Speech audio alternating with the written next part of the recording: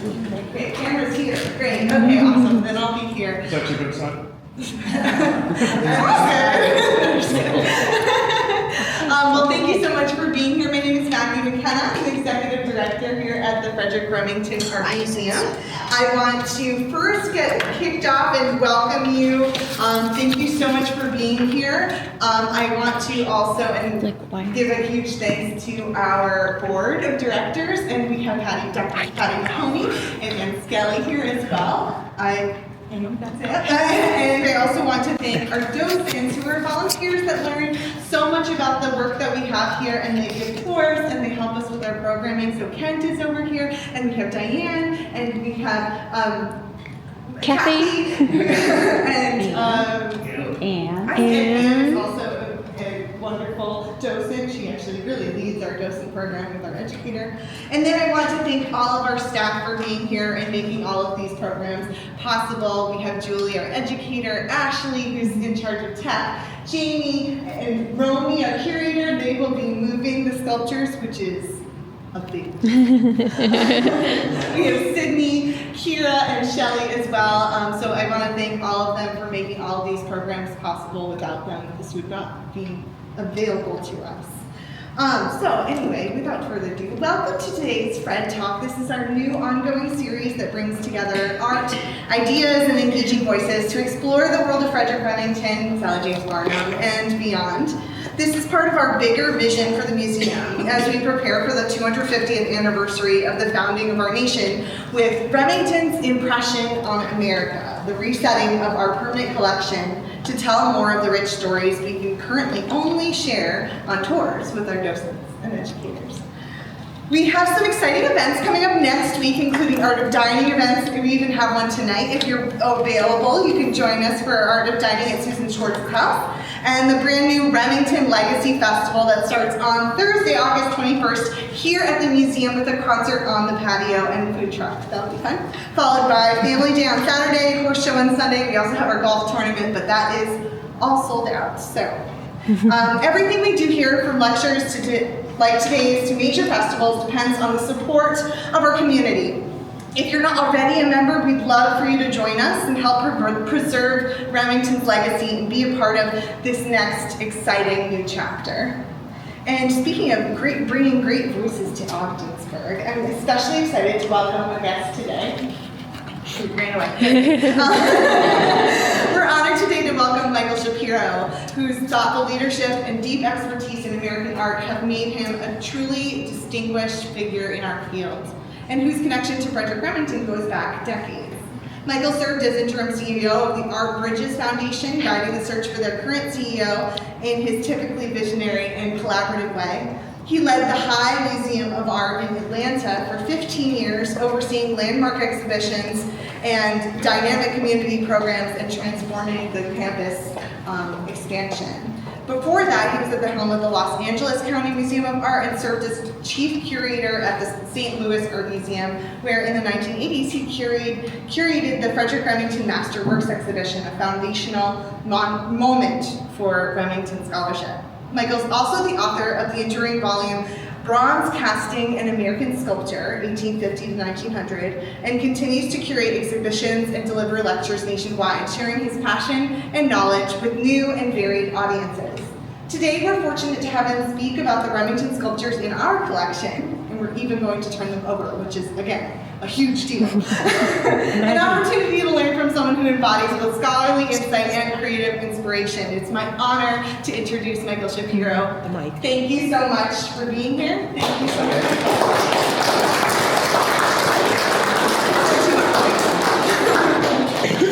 Move it over. It sounds vaguely like an obituary. Supposed to move it over by him, right? Is that what you meant? So Anyway, anyway, couldn't hear her.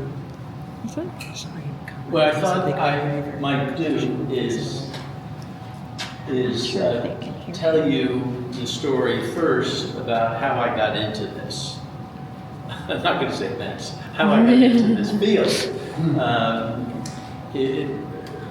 Immediately after college, which was upstate at Hamilton College, immediately after college, way back in the early 70s, I started a job at the Hirshhorn Museum, which at that point in time wasn't fully constructed in Washington, so the job was in New York City. And I researched paintings and sculpture, and the sculpture, I was told, be really careful to list the foundry markings exactly as they appear on sculpture. And I said, well, why? And the answer was, we don't know, but it's really important. So I knew there was some kind of cognitive dissonance with that remark. But so at a certain point in time, there were some sculptures that had been cast by Roman bronze works. And I was in New York City, and I looked at a document that you probably will recall. It's called a phone book.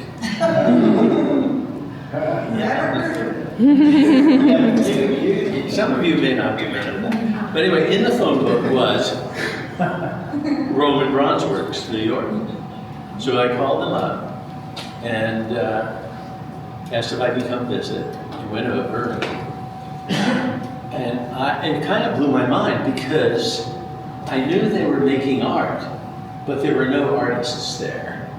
It was dark, there was fire, there was chemicals, and it was some kind of a factory environment that puzzled me. So I was able to meet the person who owned the foundry at the time. He's named Salvatore Schiavo. And so when I went off and got my master's, I decided to do a paper on the history of Roman bronze works. And so I asked Salvatore Schiavo, do you have any documents, early documents from the foundry?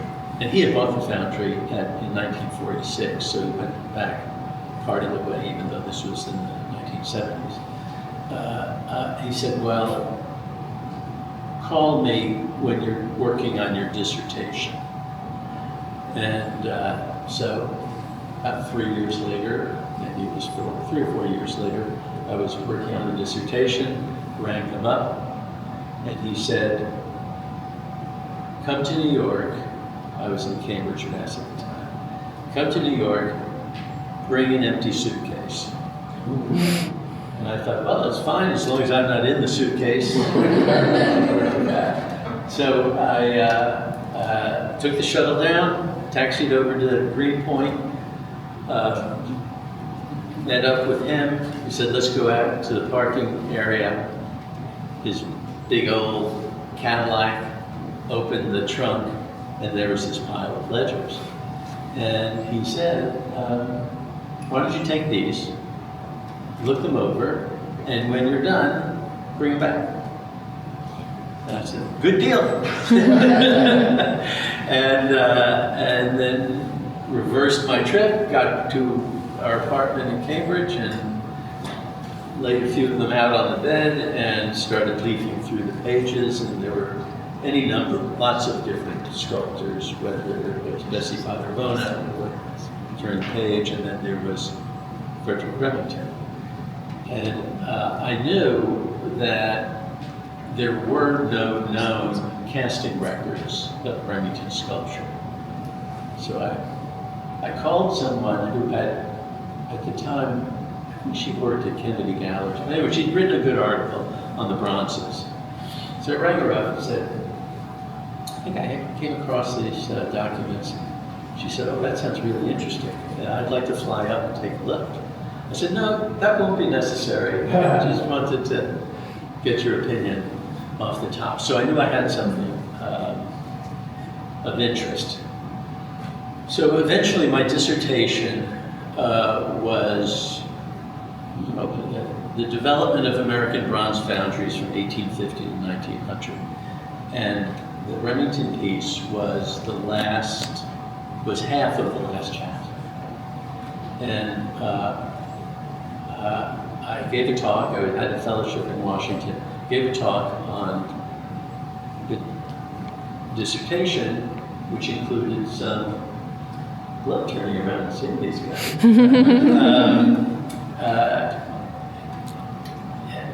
and there was a curator, a couple of curators in the audience from the Smithsonian American Art Museum, and they said afterwards, what do you think about doing a show just of the Remington sculptures? And I said, sounds great. So we worked on that, 79, 80, or I think it opened in 80, 81 in Washington, David Carter, and Art Museum. And I tried to track down as many of the bronzes as I could.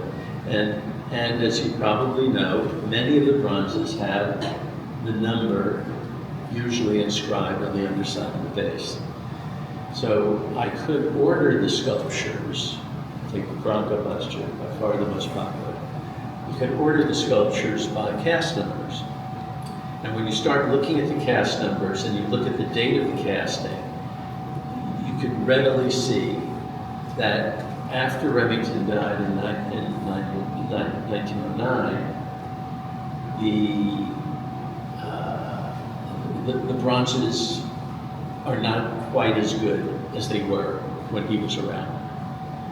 And then when you look more closely, you can see more remarkable differences.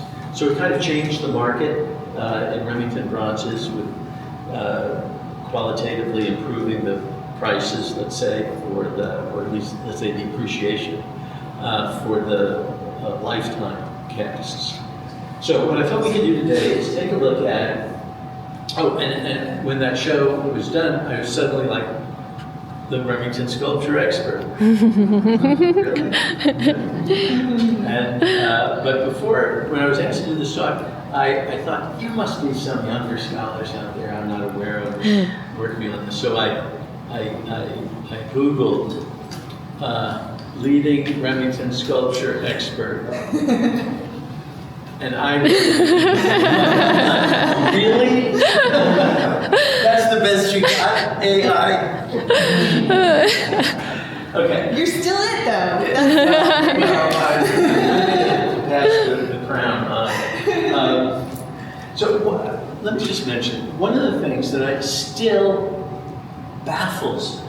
totally baffles, is how Remington could and did produce an absolute world-class masterpiece of his very first sculpture. I can't think of another artist who, usually it's like, okay, it's the juvenilia and the younger work, and then they hit a peak. Well, Grand Slam home run the first time out. How is that possible? But it is. I wish there were more data to study on that. In any case, the Bronco Buster is amazing, and as you probably all know, that 1895, and so it was cast at really the leading bronze foundry in New York City called Henry Bonnard. And they had lots of good French bronze founders there, imported, doing excellent high quality work. And this is the byproduct. And they're extremely consistent. Cast number 1 is indistinguishable, more or less, from cast number 50. So you're getting a consistent, excellent product. I would just call your attention to the fact that the cowboy has his hand upright here, and that the tail is flowing out in this fashion. The fender is more or less flush. And let me just do a shout out to someone who is an expert, who I think may be on the Zoom today, and that's Michael Greenbaum. And so Michael, tip my hat to you. He produced his great book some years ago. And you know his intent, the cowboy is intent, and you look at the features, the mustache, the little, what do we call it, like a little Van Dyke beard, the kerchief, the way it's wrapped around, and the edge over here. I don't know how you can see this, but it says.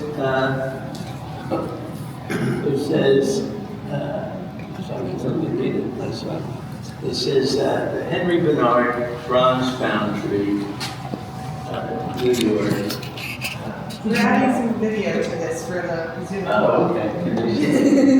1895, right along the edge here. So that's an important qualifier if you're out there in the world looking at Remington bronzes. So let's take a look at the underside, if we could. There's a team of experts here ready to do this. And they're very relaxed. Yeah, they've been training for a lifetime. They have been practicing this.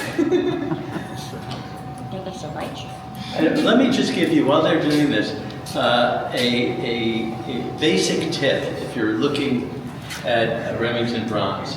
If it's on and attached to a base of some kind, a piece of marble or something like that, then I would be extremely suspicious.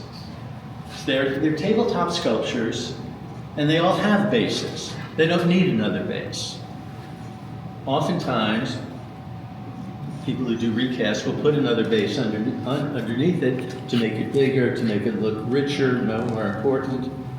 It's a tell. It's a sign that something isn't quite right. Good job. We can do a round of applause for that if you guys want. Now that'll make us nervous. Yes. If only I could see what's under here. Light on the phone. Light. But so nice. There we go. This is a real full service deal. And we'll allow you guys to Yeah. come up a little bit too. Yeah, actually, you might want to take a peek. I want to show you the way it's pinned. Want to come up? Yeah. Yeah, everyone, you can stand up, come on up and look. Get the lights on your phone. It's not going to hurt the sculpture. Just don't touch anything. Yeah, just don't touch nothing. So the sort of surface, this is cast in one piece, the base, and then the question is, how do you attach the bronze, how do you attach the horse to it? So it's pinned. So you see here, there's a pin that's driven through the side of the base and goes through this socket and out the other side, and the same is true over here. And then there's a little hole here so that the rope gets sort of tied in down here as well. Those details really matter.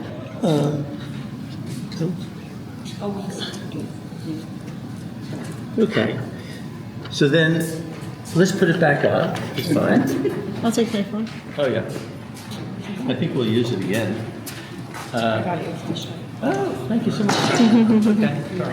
So then, what happened was the Henry Bernard Bronze Foundry cast several of Remington's first sculptures. And then I think it was 1899, they had a fire, and the foundry burned down. And Remington moved his plasters,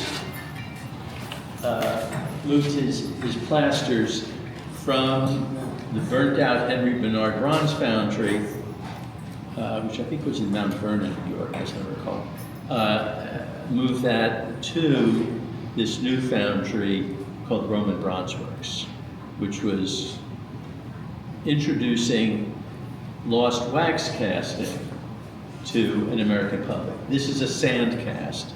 The benefit of a sand cast is that they're consistent.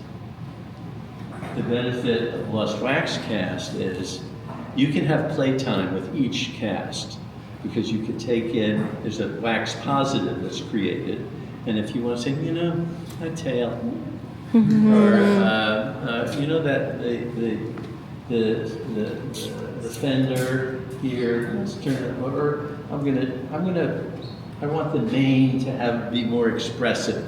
And then you can not chisel, but sort of draw in the soft wax. So this is a lost wax cast of the Bronco Buster.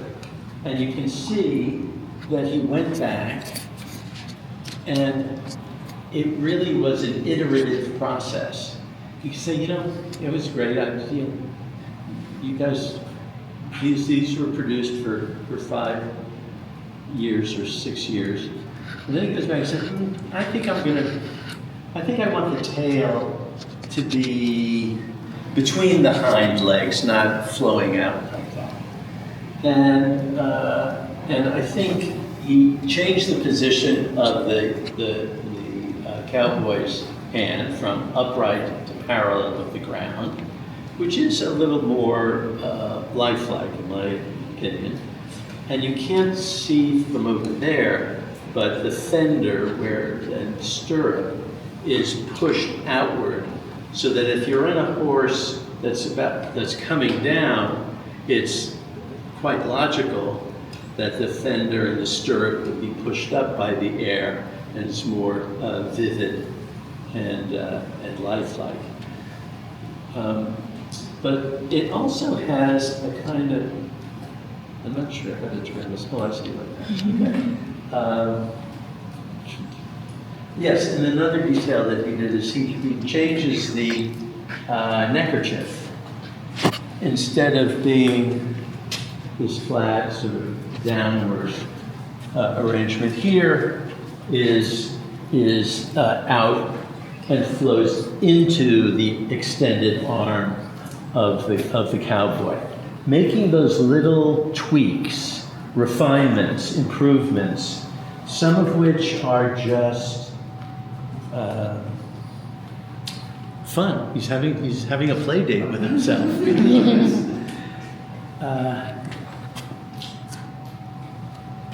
Yeah, I think that's good. And then, of course, the foundry marking, of course, changes here in the corner, similar to the placement of the Henry Bernard casting, is Roman Bronze Works NY, N period, Y period, stamped in the base. So now let's take a look at the underside.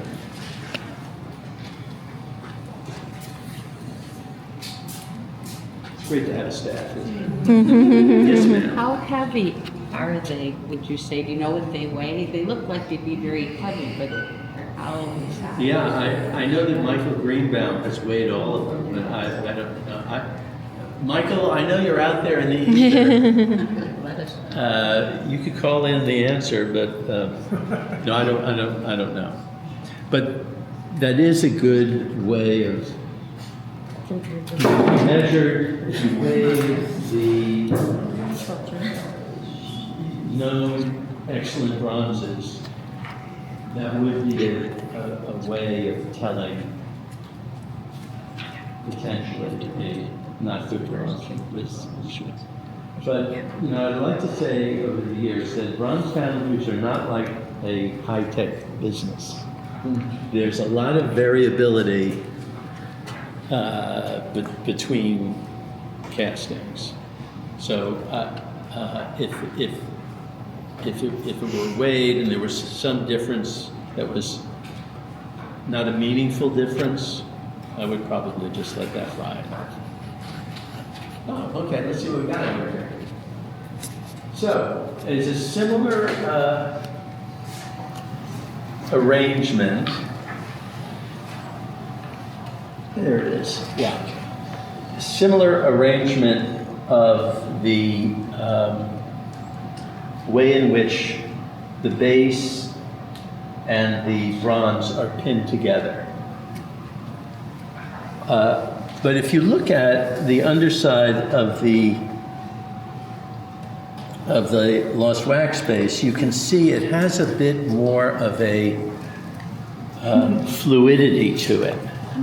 And that's because Okay. it reflects the fluidity of the wax that it was cast from, as opposed to the more fixed and rigid sand cast. But there's also a very important thing right here. Can you read that number? It's hard to read it. It's on the side there. 29. 29, yes. Good eye. Actually, you win. You I just had cataract surgery. So be the answer. So that is the cast number. So can you all see that? That's super important. There are some casts which are unnumbered, which is perplexing. But the great majority of legitimate casts have an incised number, and it's circled here. It's the number 29, and then there's like a little dot, like a little incised punctuation point. Okay, I think So that's... is that pin welded in, or is it like somebody could pull it out? No, it's camouflaged by the people who work in the foundries. They're chasers and patinators. The chasers smooth out the bronze.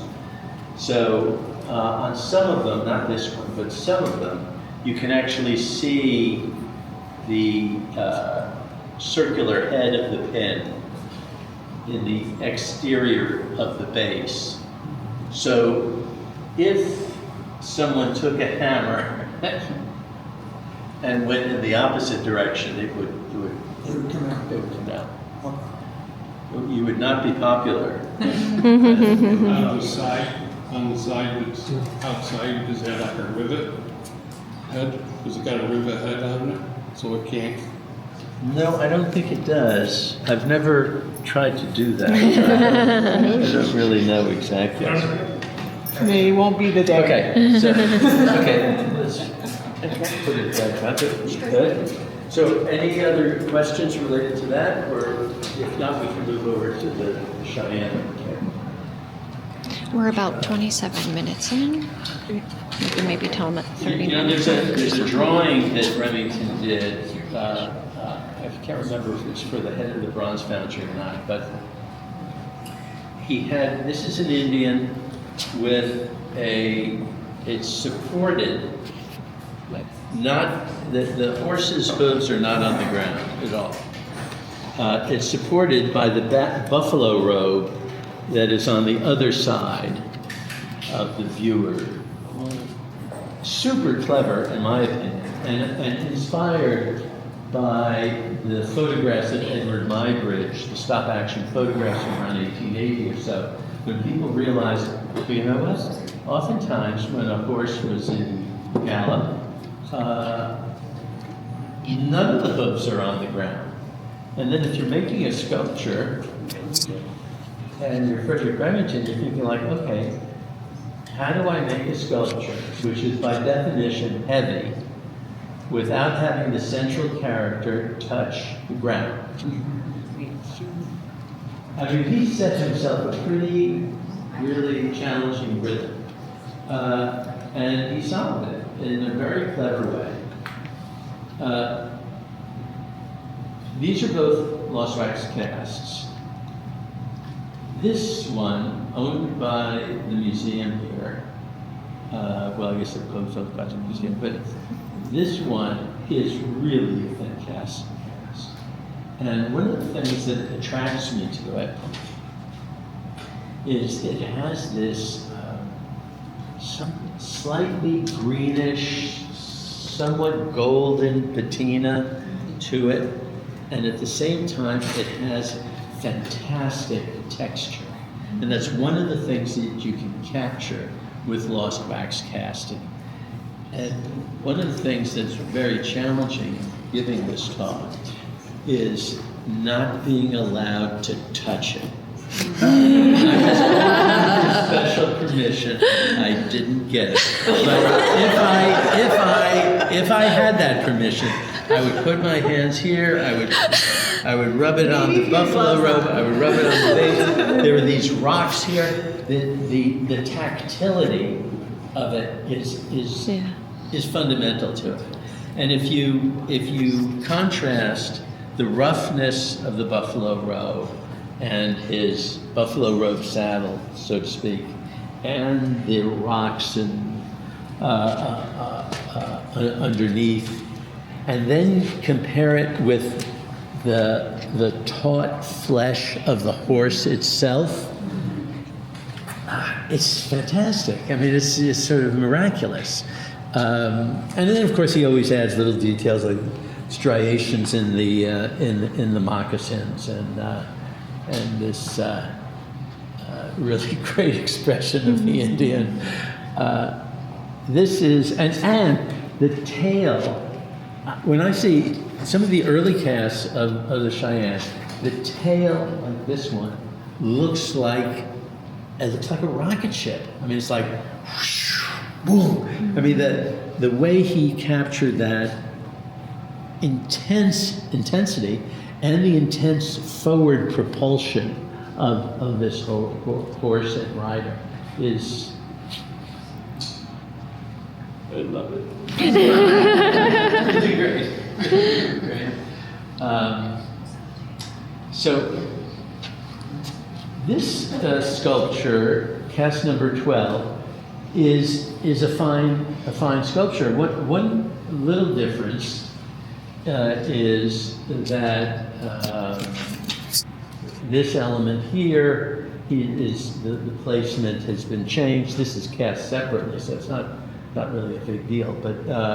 But things get moved around, and the buffalo robe here looks pretty great. The tail looks good. I would like to grab that, but I don't. In my opinion, not quite as great as this one. And so the Remington bronzes were this partnership between the sculptor and the people at the Bronze Foundry, the people who made the patina, which are these acid-based coloring agents that would heat into the metal. So it's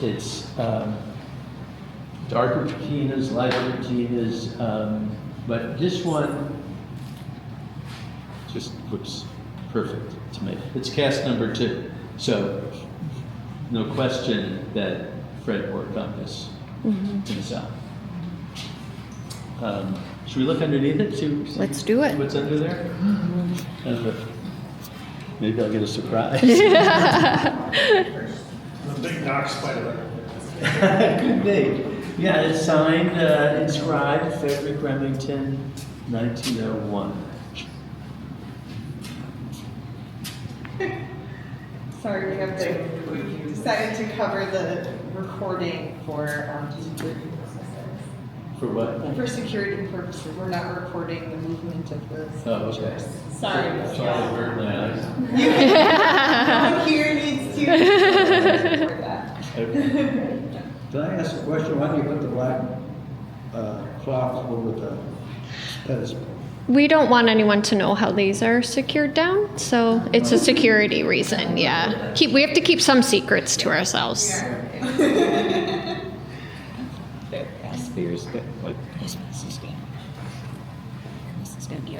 Well, just a quick look at the underside of the base is, you can really see super clearly the waxy, drippy underside of this casting, and then you can see Look at that. some of the leftover what's called investment, which is the inert material inside of a mold that is fire resistant. It can What did you call that material? Inert or investment. Investment. That's like grit. Okay, guys, go ahead and get in there. I got some shots. Go ahead, Alan. Sneak around me. Am I hogging the prime spot here? That one you can see up inside. That's why I was surprised the Bronco Busters weren't like that. And that white stuff is the investment? Yeah, inside here, this guy.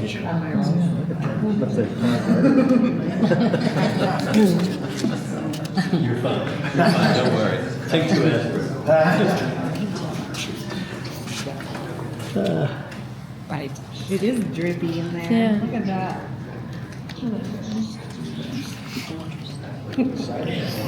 Interesting how you can see. But you know, when you look at several of these, and then you let's say you would look at if someone is offering one for sale, and you look at it and think like, well, sometimes they cover over the base with a piece of Do you guys felt, want or to they- get up there? See? Yeah, as soon Do as you I wanna see come that, they're trying to hide something. Yeah.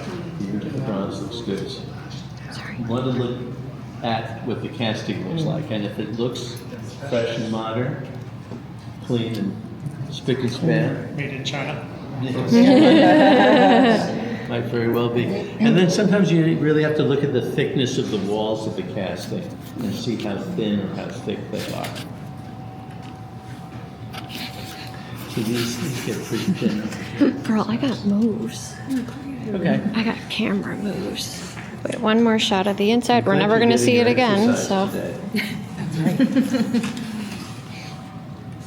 was there a specific marking in here that I can focus in on? I Do they didn't have see any? it. I'm sure it's in there Yeah. somewhere, but I might have to be upside down. We'll just get You it. have to touch it. Yeah. Pardon me? You have to touch it to find it. Yes, and they would have to. All right. And then we'd pounce. Okay.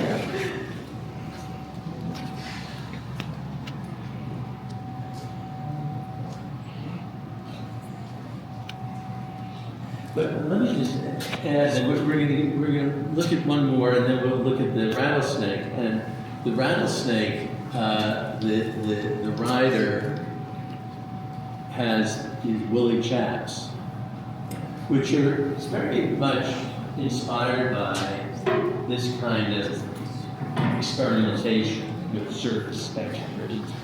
And in fact, there are a few, half a dozen or so, Bronco Busters, which have woolly chaps applied to them. They're quite rare, around cast number 40 or 45. So that, What is supplied to them? so he would Or apply? he would get some wax, mold it like the shape that he wanted, and it would have these indentations, these folds, like an English muffin. And it's the same experimentation that he developed with the buffalo robe that he could then apply to the woolly chaps, and then he experimented by giving the cowboy on the Bronco Buster for a few casts, 5 or so of them, woolly chaps in the wintertime, wherever he was. But he probably bounced, there's some relationship between the rattlesnake and the woolly chap Bronco Busters, and then you could also say there's a relationship between the buffalo robe and the woolly chaps. If you're looking at your watch, am I droning on too long? You are 38 minutes in, just so you know. Okay, well, let's quickly look at this, and then we'll go to the rattlesnake. Okay. But you know, Remington was really worried about fakes, and so they're copyrighted. Copyright has run out, so anyone can legally produce images of these. And so that's why they were numbered, to try and regulate or outsmart fraudulent castings. But again, it's a foundry, they're not there's- necessarily yeah. consistent. Oh, there's all sorts of. Yeah. So there's the number. Similar waxy underside of the base. The number really quite clear, 18, is it 18 or 12? 12 with a little indentation of like a period after it. And very often there are these little nubs, whatever these are. Go ahead and get here, it. and I don't know technically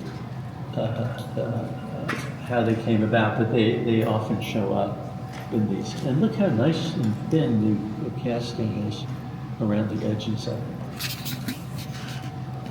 And then, having an underside, sorry. It's not dry, but you can see how even the underside of the horse, he paid attention to the surfaces of it. How there's bits of dirt and on, and you can really feel the musculature of the horse through those striations. And more fingerprints. And there are fingerprints, whether they're, whose fingerprints they are, remains to be seen, whether it could be a foundry worker or the artist. Yeah. All right. Make sure everyone gets a look before we put it back. Whoa. Oh, now we have the bug. Now we want to see underneath all of them. The number? Left. Yeah, you can get Michael Remington here. No, thank There. you. He's on track. Right on this. He's watching. We talked about it. Somebody squeezed. Yeah, Next exactly. year. Is the, Raise that. Okay, so should we Which one take am a I quick doing? minute Rattlesnake? looking Okay. at the rattlesnake? Kira. This table, this needs to be moved over here. Reset over here. Oh, never mind. I guess Maggie's got it. Okay.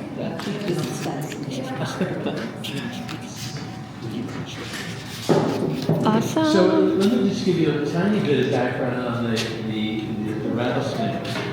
There was an earlier version of the rattlesnake that Remington made, and it was I'll just call it less than successful. So at a certain point in time, he stopped production, probably destroyed those molds, and created a larger and I think much more sculptural. If you look at that other version, if I were prepared, I would have had a photograph. But if you look at the earlier version of the rattlesnake, you can see that it's somewhat awkward. It's not really convincing. Kira. But this larger, later version, done originally during his lifetime, is much more successful as a sculpture. And I see this one, I see the rattlesnake more like a, very different than the first two. This one is more like a, not exactly a cyclone. It's a three-dimensional pivot in space, whereas these two sculptures are much more parallel to the viewer. This one is the way the neck of the horse is turning, and the way the upper body of the rider is turning, and the way the forelegs are curled under.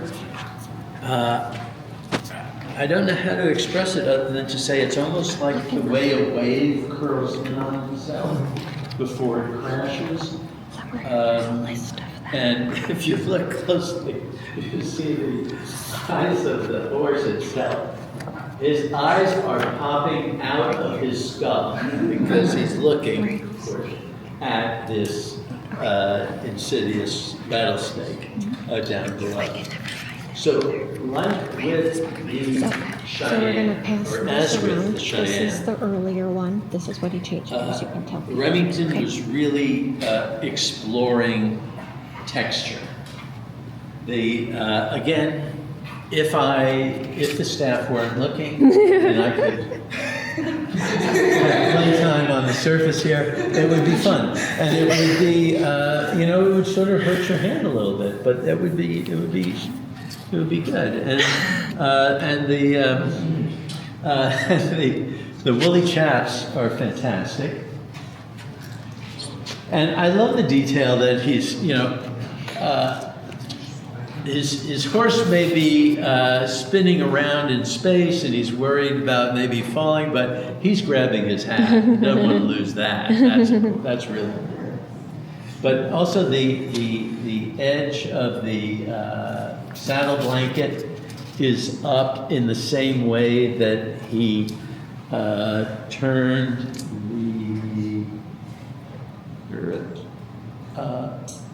the fender in the Bronco Buster upward to capture that downward action.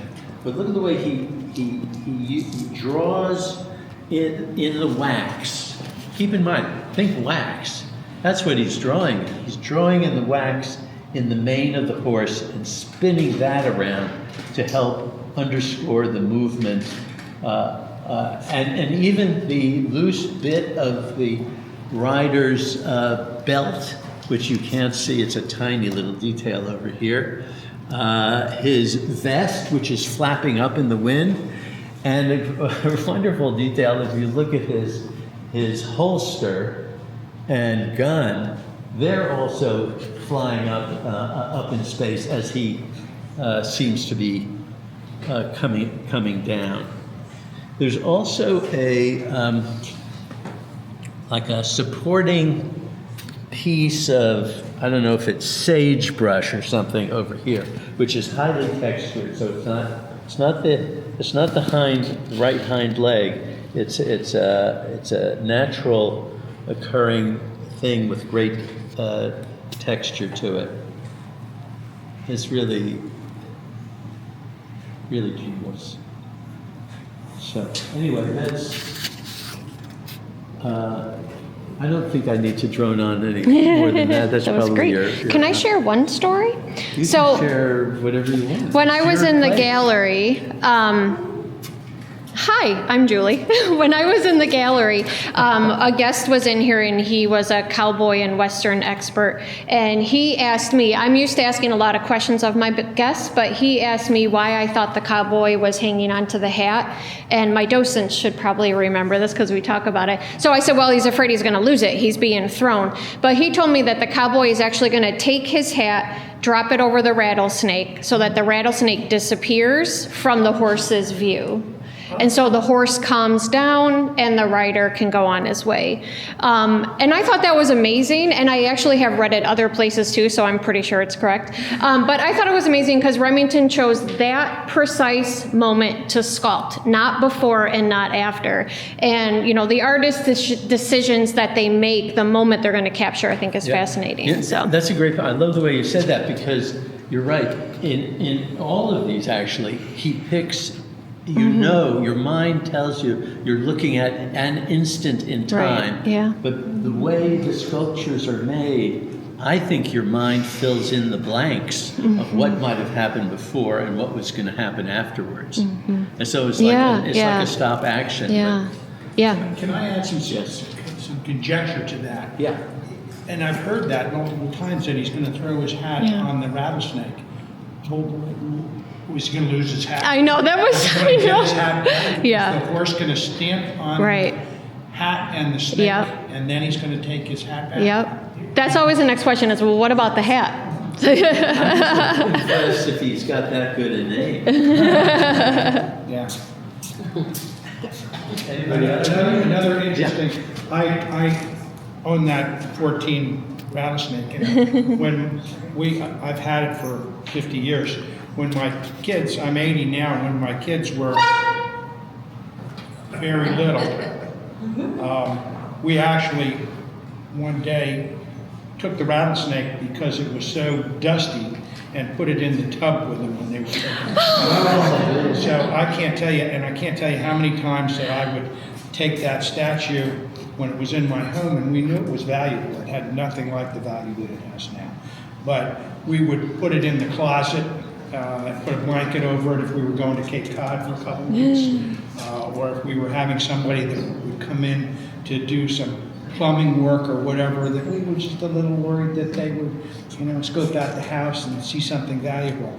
I'd move it, put it in the closet. That's so funny. 100 times Yeah. I've turned that thing over with my hands, and I'm a little chagrined to see you do it properly. But how many people have bathed with a Remington?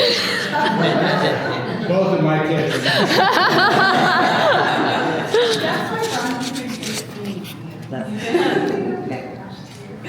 So I think just one last thing is in our Icons of the West book, which Diane has right there, you're going to see two images of the rattlesnake. The one on the left is the original first version where it is pretty flat, what Michael was talking about earlier, and on the right, which is the versions that you see here. So you'll be able to see an earlier view of it. Yeah. Here we go. Any other Wow, that's pretty. general comments, questions? We do actually have comments from the Hecklers. No, we've heard from you already. I've got a comment. When they put the number on it, is it the metal they're putting on or what? The metal. Yeah, they're good stuff. Yes, ma'am. I'd say that's one of the docent's favorite sculptures for a couple of other reasons. One is we feel like you can see Fred's, we hope it's Fred's fingerprints all over it. We want to show that to visitors. And then the other thing is that statue has a very interesting journey. It's been some other amazing places other than the bathtub and a and I'm wondering if Dr. Monk might tell us a little bit about where this sculpture's been. Well, it came down from Boston to me, but at one point, we, as a budding veterinarian and starting a veterinary hospital, had a problem financing the insurance on it. So we started looking around as to what to do with it, and we talked to Will McAllister up here, who was with the Frederic Remington Museum, and he put me in touch with the curator at the White House, who was doing a collection of Americana for the diplomatic reception rooms at the White House, and he was very anxious to have it, and it was a really good way for us to have it used and have it safe. So we took it into the White House and loaned it to the diplomatic reception rooms, actually in the State Department. And then after about 8 months, President Reagan asked if he could move it over to the Oval Office, because they have their own Bronco Buster over there, and it kind of matches. And for 10 years or so, it was in the Oval Office, and many times we'd see it in the newspaper or on the TV with personalities behind it with it. So it was really an interesting part of Rattlesnake 14's history to have that happen. What's very exciting now about that is that Dr. Monk allowed us to actually do a digital scan of this piece. And so we actually sell an exact replica of this casting. As you've noticed, each casting is a little bit different, so it's a really special offering that we have. Thanks to Dr. Monk for allowing us to do that. We do have a question online. Do you know the quality of the bronzes at the Met Museum? Good or great recently there? Good question.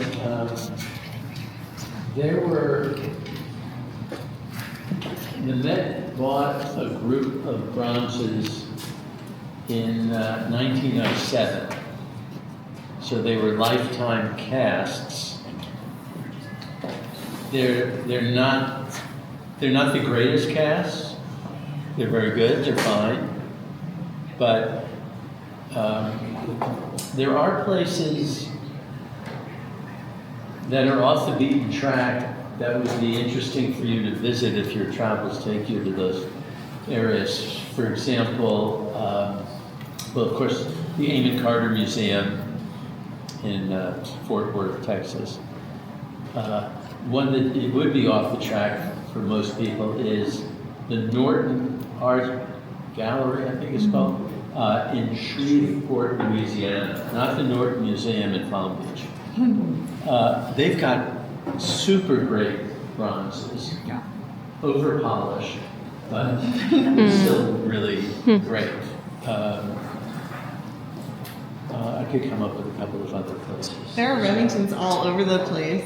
And Yeah, so the Bronco Buster, there were about 70 sand casts and about 300 lost wax casts. Very few, far fewer, what my work showed was there were far fewer lifetime casts of sculptures, you know, up to December 1990, than was previously thought. And so that distinction has played out in the marketplace. So basically, what happened was Remington, as you probably know, Remington died late in 1909. Casting was permitted to continue under the auspices of his widow, Eva, until Eva's death in 1918, towards the very end of 1918. When she died, if you look at the casting ledgers, she died in late 1918. The foundry realized that they were not going to be able to cast much longer because her will said that molds should be broken. So there was a tremendous spurt of casting, let's just say early 1919, building up inventory. But my heart belongs to the stuff made up until December 1909. Thank you for coming. I appreciate it very much.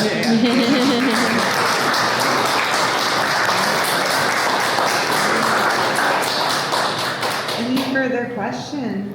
Well, Michael Greenbaum did have some comments as you were speaking. We wanted to hold off until after you were done before we mentioned them. One of his comments was that the cast number is inscribed in the letter F on the base. Yes. And then he also said that the Ullman Bronze Works cast bases were sand cast.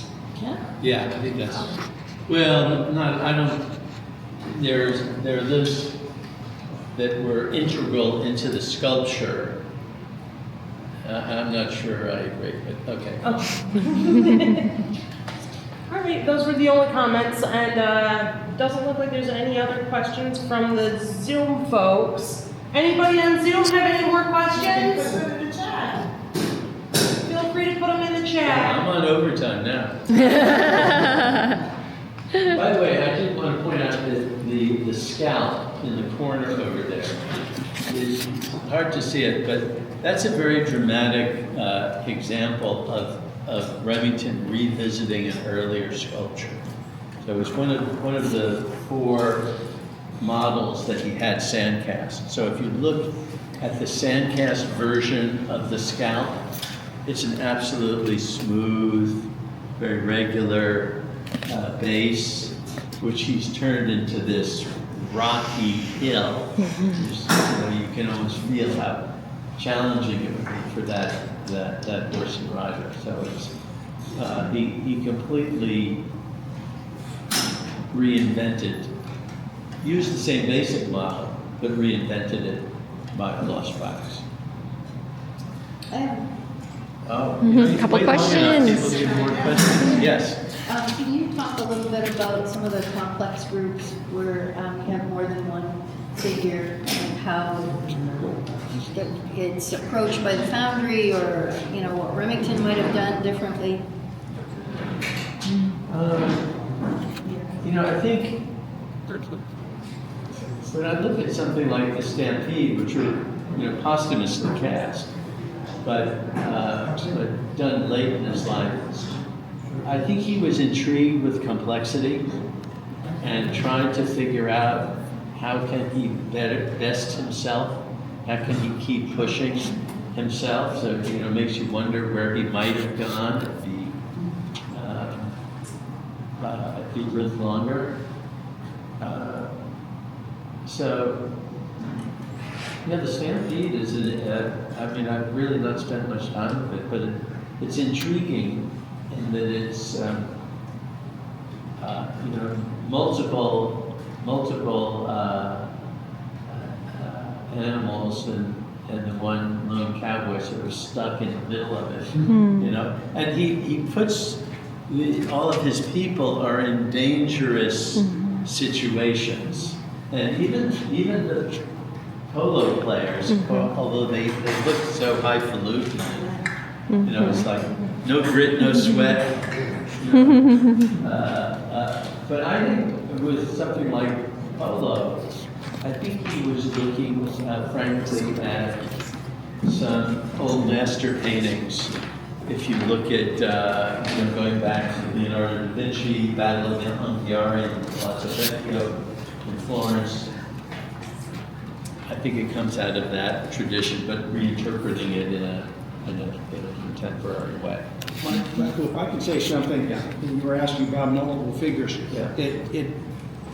I just have to say that it's a tribute to Remington that he saw things not in flat one dimensions. Right. He would be able to see the whole thing all the way around. And that's why when you look at any of his works, you can look at it from any angle and see the reality of the center. Yeah, he had the sculptor's vision. Yeah, yep. All right. Yes, the boy in the second row. Are his bronze works held in high esteem in the bronze statuary world? Or are they in higher esteem in the Western art? Are they recognized as masterpieces? That's a really good and difficult question. No, I didn't know it was difficult. The art world has lots of different affinity groups in it. I would say in the area of American art, no question about it, yes. In the area of art historians who study European art or Asian art or something like that, they probably don't know very much about it. But do I think even in the area of American art, do I think he has received his due? I don't think so. And maybe that's something that this museum can help move forward. I'm glad we answered that question. All right. Thanks, guys. Great.